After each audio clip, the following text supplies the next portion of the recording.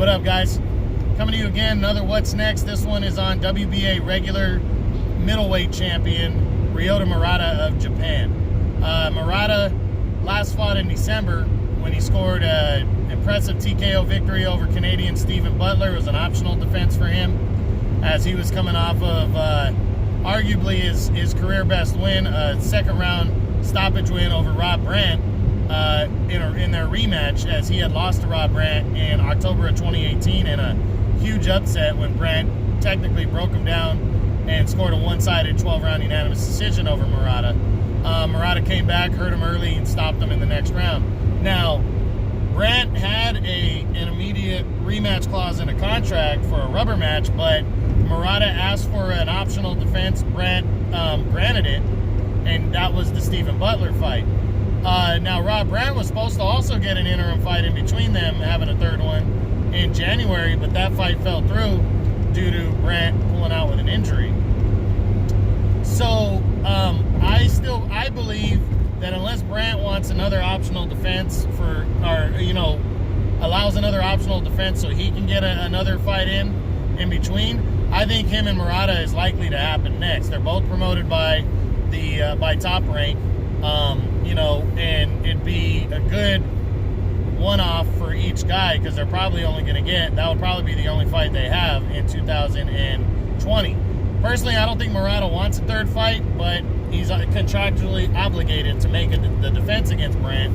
I think Brandt definitely wants this fight, and I think it's going to happen, but I haven't heard anything on it, to be honest, in months about a third fight. So, it could not happen. So let's run Murata through the top 10 and see what's next for Ryota Murata, the WBA Regular Middleweight Champion. We start with number 1, WBA Super Champion Canelo Alvarez. This fight almost happened.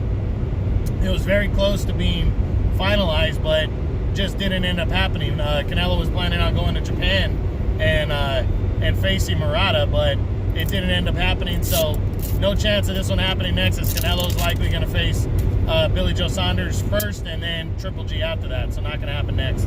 Number 2 is Triple G Gennady Golovkin. Triple G has a mandatory defense of his IBF title to make. They're talking about June, and then after that, he's in line to face Canelo for a third time, so this one is not possible. Number 3 is undefeated WBC champion Jermall Charlo. I don't think Charlo would completely rule it out, but I think Charlo is going to be put into a mandatory defense against Sergey Derevyanchenko next, so I don't think this fight's going to happen. Plus, it's PBC working with Top Rank, and they're going to have to pull some teeth to get that one done right there. That's going to be a tough one to make. Number 4 is Sergey Derevyanchenko, former 2-time world title challenger. He's a PBC guy. He's number 1 in the WBC, and I think he wants a big fight next, and Charlo was on his hit list, and I honestly believe that fight's going to happen. So I don't see Derevyanchenko going after Murata. PBC working with Top Rank, I don't see them coming together. Number 5, undefeated WBO champion Demetrius Andrade. Excuse me. I don't see it happening next. Bob Arum does not really discuss Andrade at all for Murata. I think after the way Murata got broke down against Rob Brandt, I don't think he wants to throw him in against Andrade unless it's a bigger fight, even though it would be unifying belts. And Andrade is likely making a mandatory defense against Liam Williams next anyway, so I don't see this one. Number 6 is Chris Eubank Jr. Now, I think this fight's very possible. Even though Eubank is with the PBC, he is the WBA interim champion right now.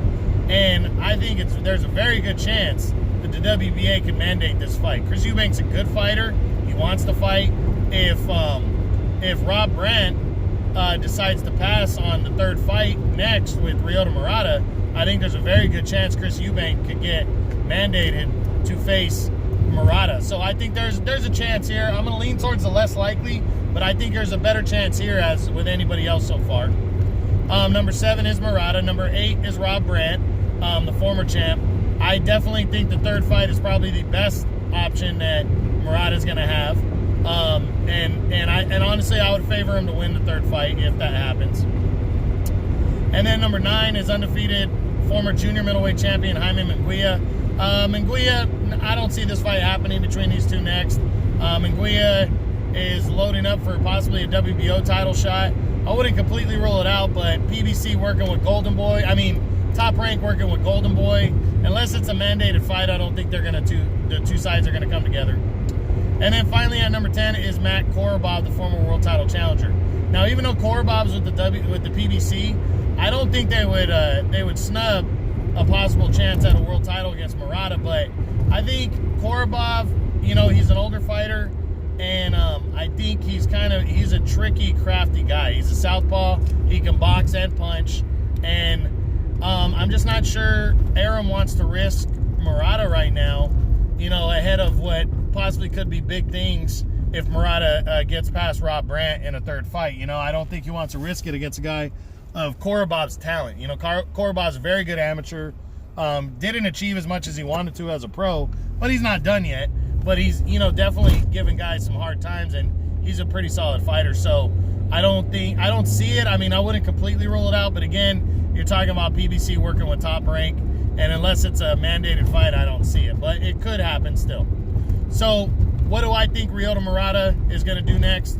I honestly think a third fight with Rob Brandt. Bob Arum's going to push for it, and it's probably going to happen, in my opinion. That's what I think he's going to do.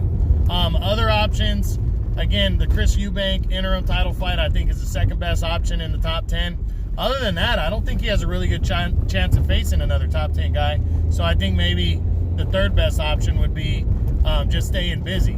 That might end up being, staying busy and facing some lesser named fighter. That might end up being the best option that he has, because I don't think he's going to get one of the top dogs, in the ring. That might, what I'm saying is I think that might be the best option that he has, because Rob Brandt might want to take a fight in between their rubber match, just to, shake off some ring rust. So we're going to see. Hopefully we hear something soon, but that's the what's next on WBA Regular Middleweight Champion Ryota Murata.